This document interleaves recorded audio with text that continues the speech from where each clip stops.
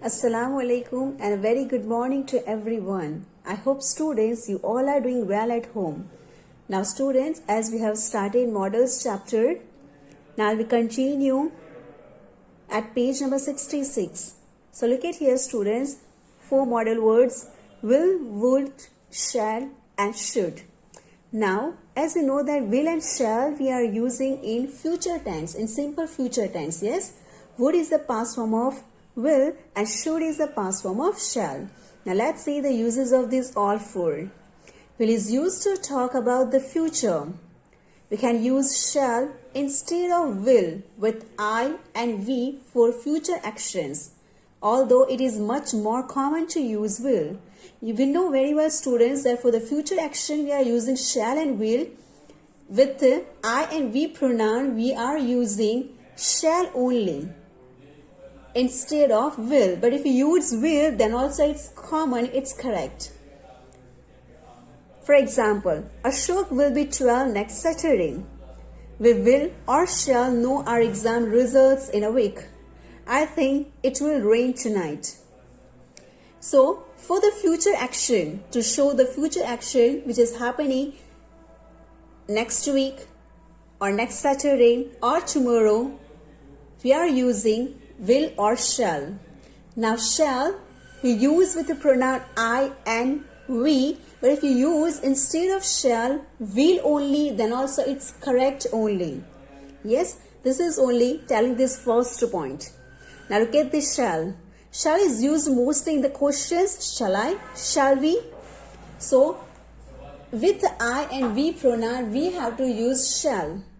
But when we can use in a normal question or normal sentences also, but in normal sentence, in a statement, means in a positive sentence, if you use will instead of shall, then also correct. But while using or while saying about the questions, so that time we have to use shall I or shall we. We use shall I. Do you want me to offer to do something for someone. When you offer someone to do something for you, that time you have to use shall I or shall we. Shall I close the window? Shall I get a ticket for you? So you are offering someone to do something.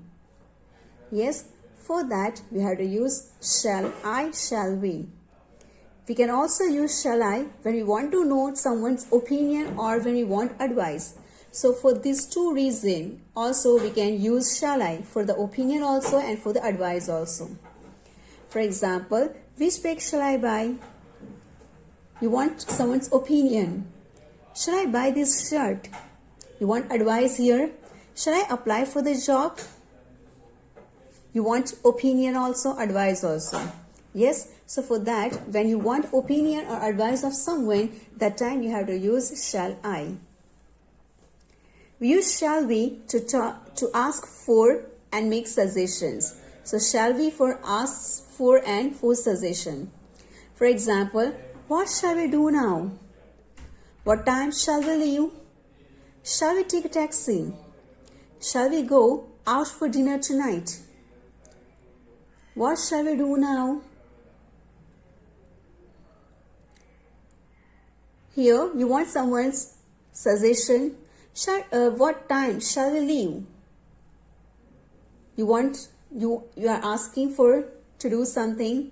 Shall we take a taxi? Ask for. Shall we go out for dinner tonight?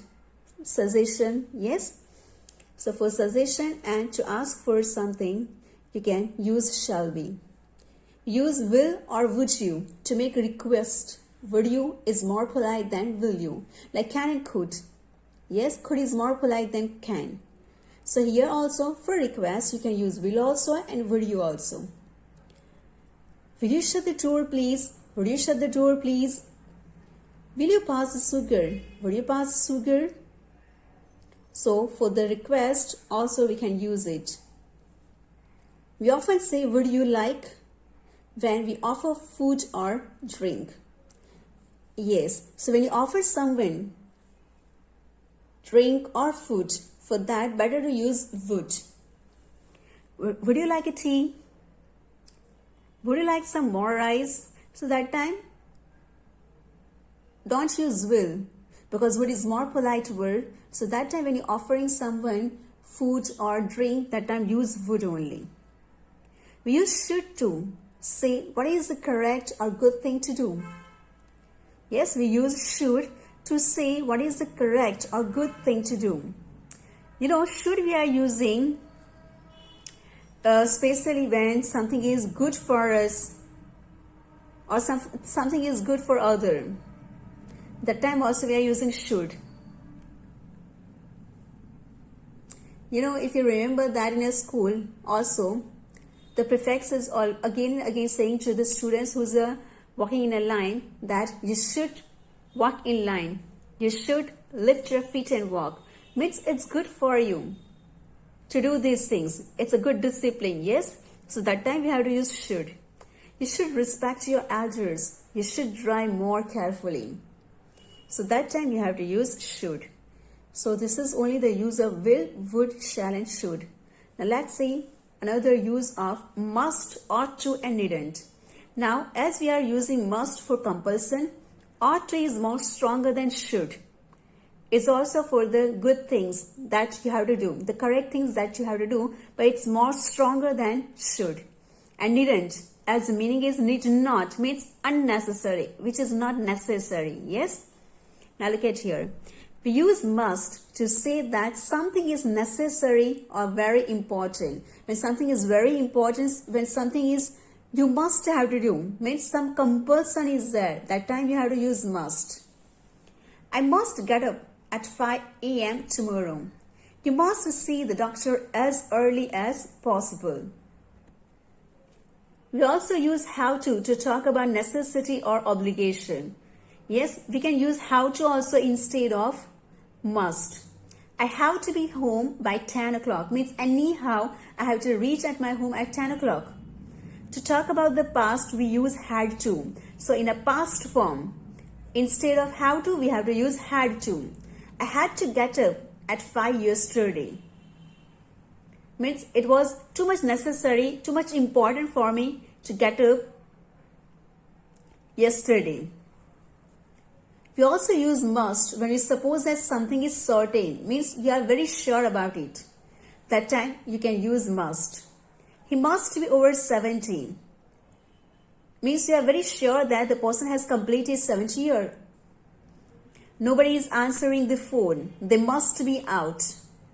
Means you are very sure that because of this reason only nobody is picking the phone. In this sense, the opposite of must is cannot, not must not. Yes? So, that time don't say that must not. Instead of must not, use cannot in the opposite sentence. In the negative sentence. He can't be over 70. I'm certain that he's not over 70. Yes? So what's the meaning of this? He can't be means he's not over 70. We use ought to like should to say what is the good thing or the right thing to do. I told you before also that just you have to keep in your mind that ought to is more stronger than should. You ought to respect your elders. You ought to respect your parents. Yes? You ought to finish this work before Sunday arrives. Means it's good for you to complete these things. It's good for you to do these things. We use needn't or don't have to say that something is unnecessary. So when something is not necessary for you, for that students, we have to use needn't or need not or don't have to. The meaning are same only. We needn't wash the car. It's clean. We don't have to wash the car. It's clean. Now look at some more sentences here. You mustn't wash the car. The paint is still wet. You must not.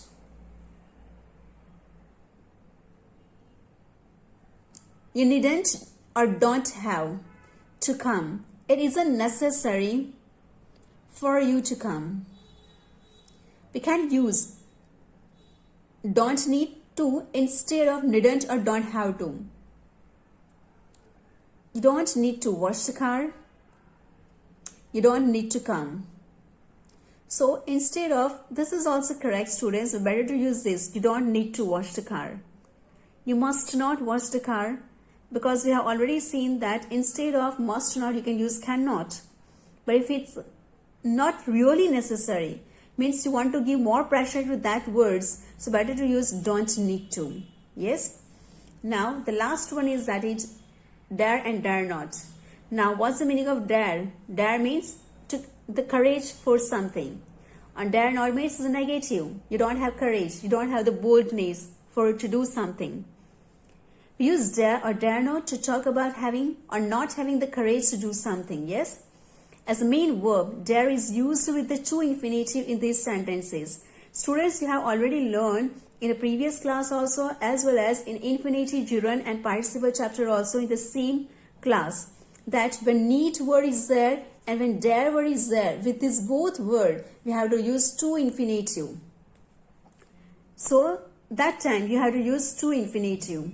I would like to meet the principal, but I don't dare to speak. Now look at dare, word is there, that's why to speak.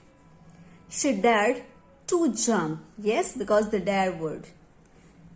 The rope after the coach assured her that she was safe. As a modal verb, dare is mainly used in negative and question sentence. So dare almost used in a negative and in the question sentence. Yes. For example, I dare not go for bungee jumping. How dare you speak to me like this? Dare he go to the movie during the exams?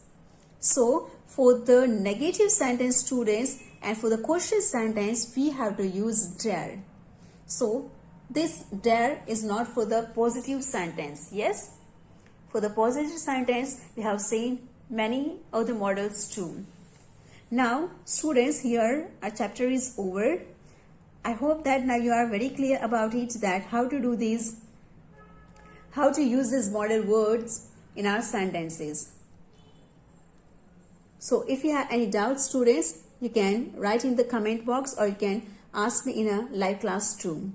Okay, students, so start preparation for the exam also. Start learning everything, and if you are facing problem, you can tell in the live classes too. Okay, students, take care everybody. Assalamu alaikum.